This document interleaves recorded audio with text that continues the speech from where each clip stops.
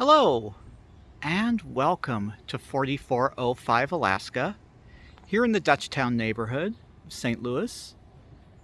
This house was built in 1897 or thereabouts, which was a time when St. Louis was growing at its most rapid pace. Now, this was also a time when life was not as easy in other parts of the world. And as a result, we had waves and waves of immigration from Europe, which is how Dutchtown got its name.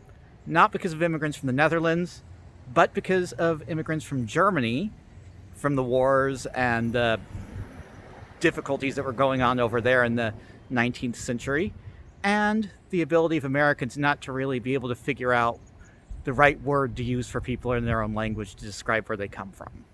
A tradition which is carried on to this day.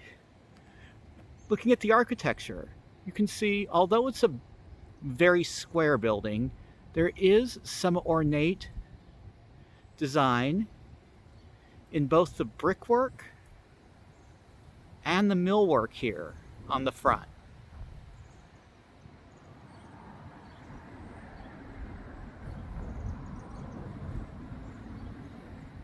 And this gives the house a very formal look for what was an everyday house for an everyday family at the time.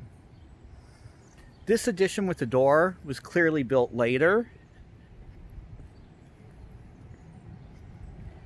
As you can see, it has a little bit more of a, 20th century look to it. I don't really know when that was built, but that was probably originally an open porch right off the side of the house, because that's the way most of these houses were built back in that era. Coming up to the front door, have a nice slate walkway.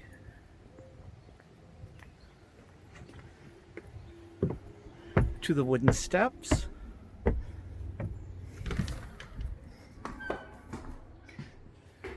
And then coming inside this foyer, which makes for a much nicer entry than if it is just a side porch which walks directly into what would then be the front room. Here we have the living room. Very high ceilings, as was the standard of the day. Great windows in the front too, let in a lot of light. Again, 1897, electricity was not a thing unless you were really, really rich. Have an open plan dining room. This would have probably been originally set up as a shotgun style with a living room, which opened into a second room and then into the kitchen on the back of that. It has been modernized to keep up with modern needs.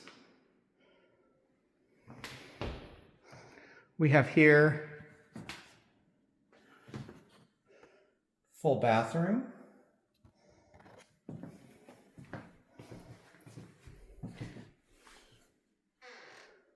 With a shower. It's a really nice tiled shower. Nice tile work. And this was likely at some point built as a single family home, then later in the 20th century converted into 2 one-bedroom apartments, and then probably converted back into a single family. So these houses kind of came and went through many different iterations. Looking at the kitchen, we have nice 42-inch cabinets, tile backsplash, quartz countertops,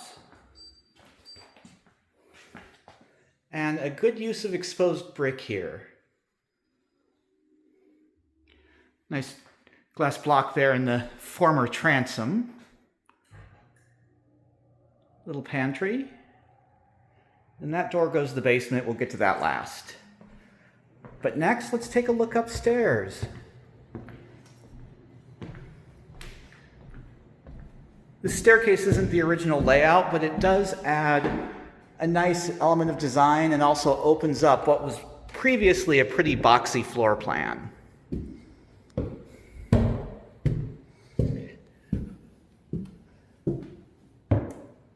Coming up to the second floor here, we have a central room. which is kind of like a second living space, family room, could be used as an office, something like that.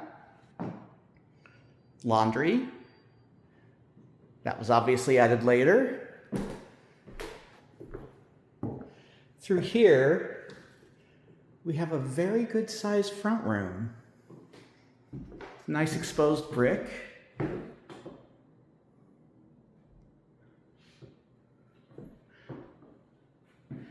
And we have the original flooring.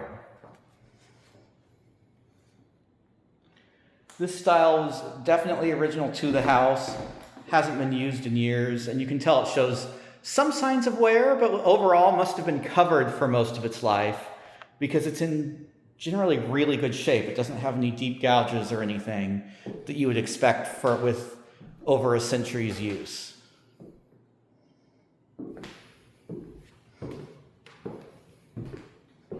Then there's the upstairs bathroom.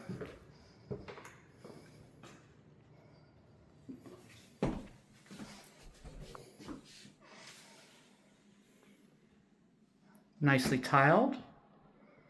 This one does have the bathtub in it.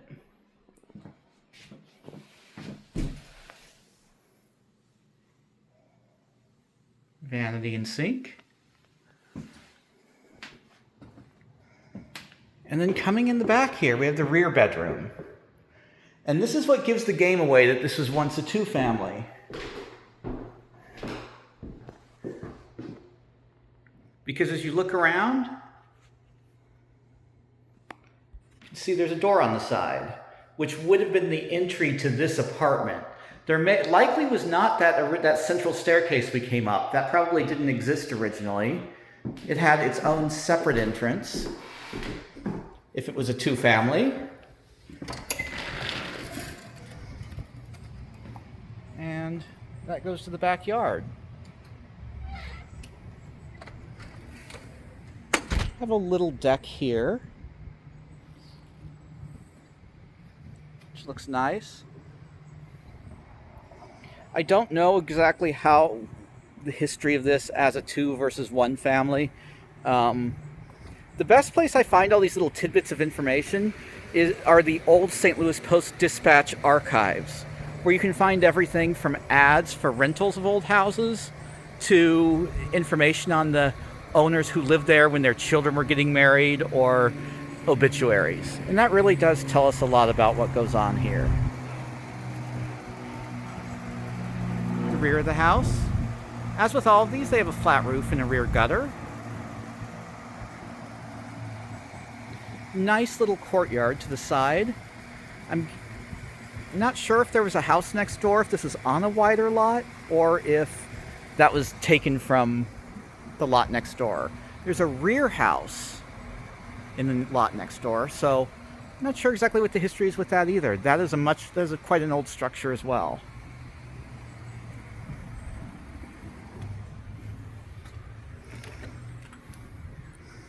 We have a two-car garage, probably added in the 20th century sometime, obviously. I'd say likely 50s or 60s, two-car. And there is electricity here. So this is a bonus. There's enough here. So you have a separate service in case you have an electric car.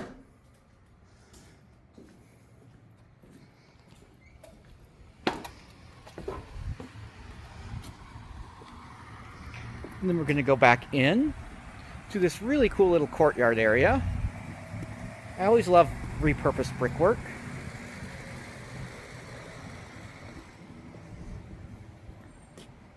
And we'll return in through the kitchen.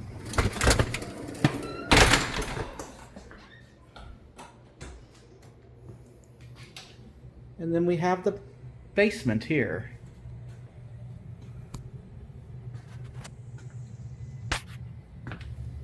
So coming downstairs. Basement is a basement. Do have a walkout, as well as washer and dryer hookups, which obviously are a little bit redundant with the second floor laundry.